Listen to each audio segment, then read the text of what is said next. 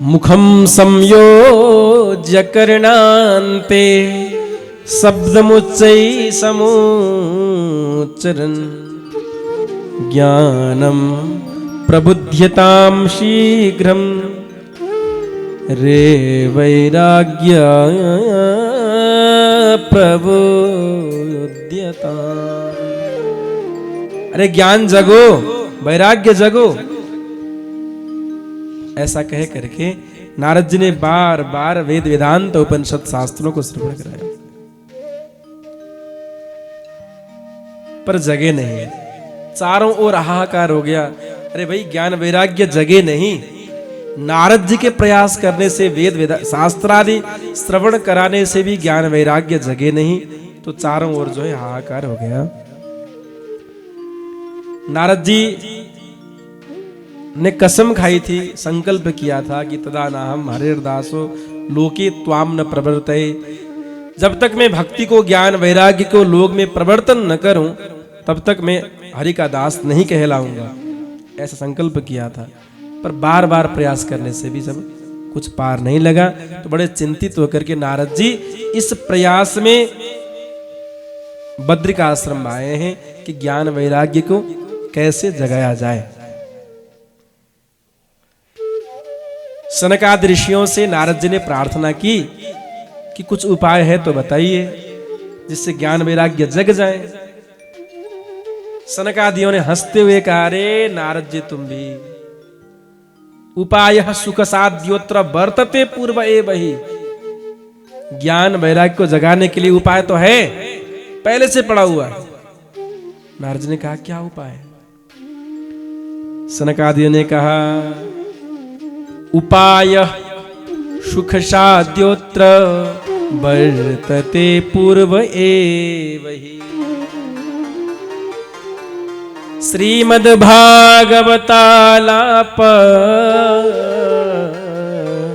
सतो गीतः शुकादिभिः। श्रीमद्भागवत कथा श्रवण कराओ, ज्ञान वैराग्य जग जाएंगे। नारद जी ने कहा, अरे वेद सुना दिया, उपनिषद शास्त्र सुना दिया, भागवत में क्या रखा है?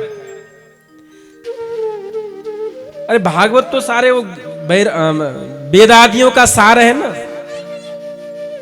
उसी से प्रकटित हुआ है भागवत। जब हमने वेद ही सुना डाला तो भागवत की क्या जरूरत, क्या आवश्यकता है? सनकादि ऋषियों ने कहा, सुनो, वेद वेदांत उपनिषद शास्त्र वृक्ष हैं, मूल जड़ हैं, पर उस वृक्ष के परिपक्व फल जो है ना, वो भागवत है। और जो कहे कि भाई इसी वृक्ष से फल लगता है, इसी वृक्ष में, तो आम का वृक्ष है, इसी वृक्ष में फल लगता है कह करके पात चपाओ तो क्या फल का स्वाद मिलेगा?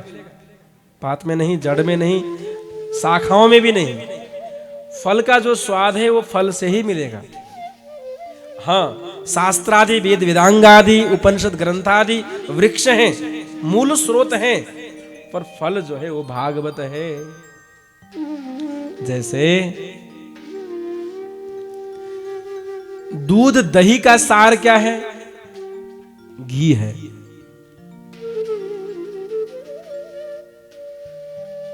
वैसे ही वेद शास्त्रादियों का सार जो है, मूल तत्व जो है भागवत है। गन्ने के रस का सार क्या है? शक्कर है, चीनी है। वैसे ही सब ग्रंथों का मूल तत्व जो है भागवत है। इसलिए ज्ञान वैराग्य तभी जगेंगे जब आप भागवत श्रवण कराओगे।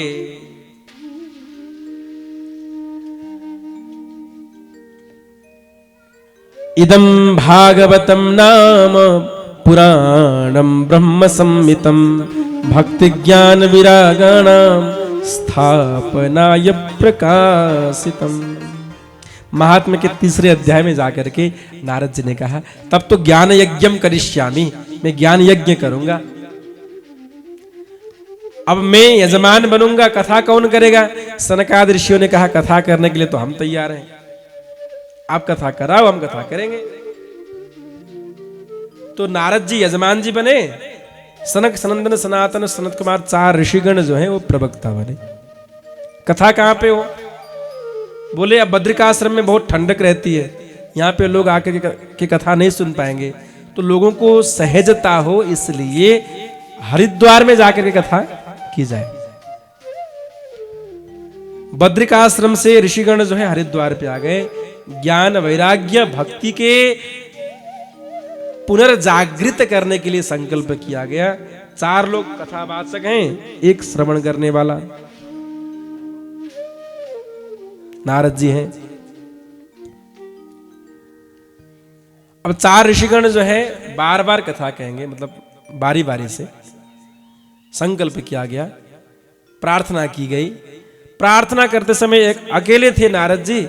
जैसे ही प्रार्थना पूरी हुई तो वहां पे बहुत सारे संत लोग हरिद्वार के कोने कोने से, कंदराओं से, आश्रमों से उठ करके आ गए। कौन कौन आ गए? भृगुर्वसिष्ठश्च वनश्च गौतमो मेधातिथिर्देवल देवरातौ रामस्तथा गादिसुतश्च साकलो मृकण्डपुत्र जितपिप्पलादाः।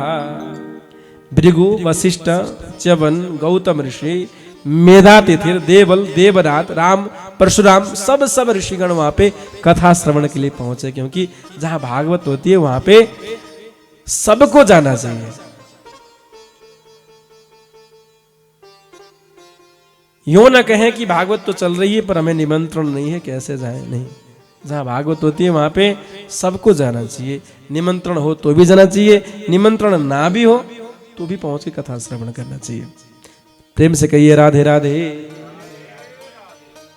सब लोग आ गए। गंगादि सरिताएं मूर्तमंत होकर के आ गई, वेद के मंत्र भी प्रकटित होकर के आ गए। अरे उसमें आने के बाद किम सूत्र बहुवी शास्त्र ही, बहुत शास्त्रों के श्रवण से क्या फायदा? भागवत ही एक ऐसा शास्त्र है जिसके श्रवण से मुक्ति प्राप्त हो जाती है।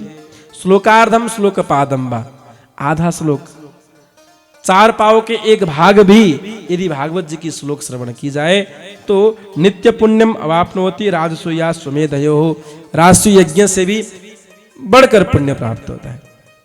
यत् फलम नास्ति तपस्या, तपस्या योग साधन समाधि से जो फल प्राप्त नहीं होता है उससे भी अधिक फल भागवत कथा के श्रवण से प्राप्त हो जाती है। संतों ने कहा, अब भागवत की कथा प्रारंभ जैसे हुई तो वहां वृंदावन में ज्ञान वैराग्य जग गए, क्योंकि संकल्प जो किया गया था। आज भी पितरों के उद्धार के लिए भागवत का संकल्प होता है, तो यहां पे संकल्प हो रहा है पितरों के जो लोक में उन्हें प्राप्त हो जाते है ना। ऐसे ही हरिद्वार में भागवत की कथा चल रही है, वृंदावन में ज्ञान वैराग्य जग गए और भक्ति माता ज्ञान और वैराग्य वृंदावन से हरिद्वार में सब संत मंडली के बीच में प्रकटित हो गई। बोल भक्ति महारानी की जय, ज्ञान वैराग्य की जय। भक्ति सुतौ तौ तरुणौ गृहीत्वा प्रेमैक रूपा सहसाभिरासित श्री कृष्ण गोविंद हरे मुरारे हे नाथेति नामानि मुहुर्वदन्ति। सब संतों के मध्य में भक्ति प्रकटित हो गई, ज्ञान वैराग्य जग गए। तो संतों ने कहा ये तो स्त्री है, स्त्री प्रकट हो गई संतों के मध्य में, क्या करें कहाँ पे स्थान दिया जाए? तो संतों ने कहा, भगवान ने कहा कि भक्ति का जो स्थान है वो संतों का हृदय है, हृदय में भक्ति के लिए स्थान प्रदान किया गया। तो सब लोग बड़े प्रेम से, बहुत उत्साह के साथ में भागवत की कथा चल रही है, प्रारंभ होने वाली है। तो प्रारंभ में सबने बड़े प्रेम से भगवान नाम कीर्तन किया, है कि नहीं? कौन सा कीर्तन गाया? श्री कृष्ण गोविंद हरे मुरारे हे नाथ नारायण वासुदेव। श्री कृष्ण गोविंद हरे मुरारे हे नाथ नारायण वासुदेव। श्री कृष्ण गोविंद हरे मुरारे हे नाथ नारायण वासुदेव। श्री कृष्ण गोविंद हरे मुरारे हे नाथ नारायण वासुदेव। हे नाथ नारायण वासुदेव हे नाथ नारायण वासुदेवा नाथ नारायण वासुदेवा नाथ नारायण वासुदेवा हे नाथ नारायण वासुदेवा हे नाथ नारायण वासुदेवा हे नाथ नारायण वासुदेवा हे नाथ नारायण वासुदेवा हे नाथ नारायण वासुदेवा हे नाथ नारायण वासुदेवा हे नाथ नारायण वासुदेवा हे नाथ नारायण वासुदेवा श्री कृष्ण गोविंद हरे मुरारे हे नाथ नारायण वासुदेवा श्री कृष्ण गोविंद हरे मुरारे नाथ नारायण वासुदेव। और आगे जाकर के बताया कि दुनिया में सबसे भाग्यवान व्यक्ति को है कौन है? दुनिया में सबसे भाग्यमान भाग्यशाली व्यक्ति कौन है? तो कहते हैं कि श्रीहरिर भक्ति रेखा सकल भुवन मध्य निर्धनस्ते धन्य। गरीब होकर